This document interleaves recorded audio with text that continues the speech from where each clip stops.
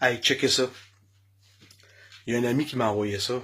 Un ami Facebook, qui suit ce que je fais, puis qui apprécie ce que je fais, puis il dit « Hey, je vais t'envoyer quelque chose. » Puis il dit « Je pense que tu vas aimer ça. » Ben, ou pas aimer ça. Ou je pense qu'il y a de quoi à faire avec ça. Effectivement, il m'a envoyé ça, je regardais ça. Puis ça n'a pas de bon sens. La bêtise humaine, c'est un bon exemple de ce que l'humain est devenu. Le me, myself and I. On pense juste à nos petites affaires, nos petits problèmes, puis on se fout carrément de ce qui peut se passer alentour de nous.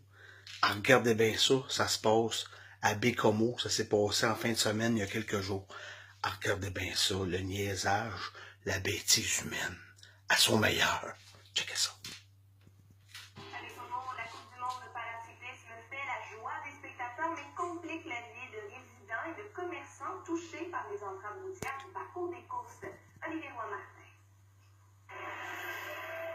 À 72 ans, le père de Nadia Desbiens doit marcher les bras chargés jusqu'à sa maison parce que les entraves en vigueur jusqu'à 17 h aujourd'hui sur ce tronçon du... Je pense qu'il est sur le bord de mourir.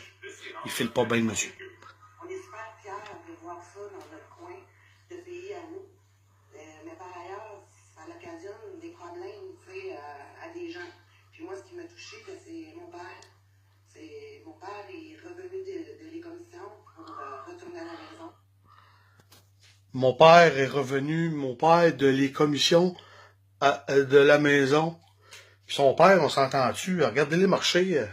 Oui, il a 72 ans, mais il a l'air solide, le bonhomme. Petite fesse serrée, des jambes fortes, puis je pense pas que ça les dérange tant que ça de marcher. Puis on s'entend-tu que ça durera pas un an, là? Attendez, on continue. Hein?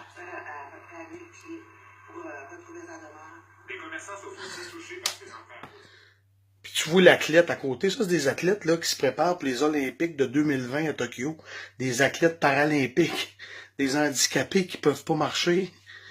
Puis tu le vois se démener, puis personne qui leur parle, eux autres. C'est supposé être eux autres les vedettes, puis on le voit passer avec son bicycle, puis personne n'y parle, puis j'ai une solution pour le monsieur, le père de les commissions, la madame. J'ai une idée. Il a juste à pogner ses sacs, à arrêter un paracycliste là, avec son bicycle, dire « Hey, arrête un peu! Je vais te dropper mes sacs sur ton bicycle, mets tes sacs sur toi, là, sur tes jambes, de toute façon, tu dois pas y sentir, ça te dérangera pas. Puis va juste porter ça chez nous, je suis à 3 coins de rue, fais juste dropper les sacs sur le bord de la rue, puis continue ta pratique, puis moi, je vais aller ramasser mes sacs chez nous. » Continue.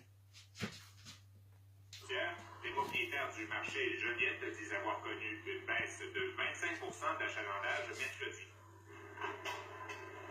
Le propriétaire de ce restaurant qui a pignon sur le boulevard René Bélanger constate aussi une diminution de sa clientèle. Je suis entièrement d'accord avec ceux qui font des courses ou des activités avec Bécomo, mais je me suis informée de ce qui se passait avec la rue. Ils m'ont dit que ça fonctionnait, que j'avais pas à m'inquiéter, qu'il y avait beaucoup de coureurs, beaucoup de participants, que j'allais avoir une bonne achalandage. Elle a une baisse de... Il parle de baisse de 25%. Aïe, il fait faillite. Est-ce que tu mets la clé dans la porte? Ça n'a pas de bon sens. Hein? Hey, c'est-tu grave, ça? Pendant 2-3 jours, 25% de moins, si. Hey, moi, crêperie de la reine, tu vois? Crêperie de la reine.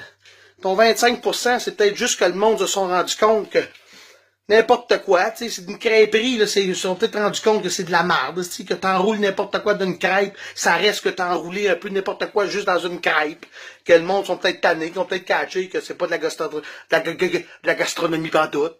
Ah, D'autres commerçants qui sont situés sur le parcours parviennent à tirer leur épingle du jeu. C'est le cas de cette boutique de vélos dont le propriétaire dit compenser la baisse d'achalandage de clients réguliers par les ventes de pièces de vélo aux paracyclistes. Ah, c'est bon, il vend un peu de pièces aux handicapés, fait que lui, il chiale pas trop.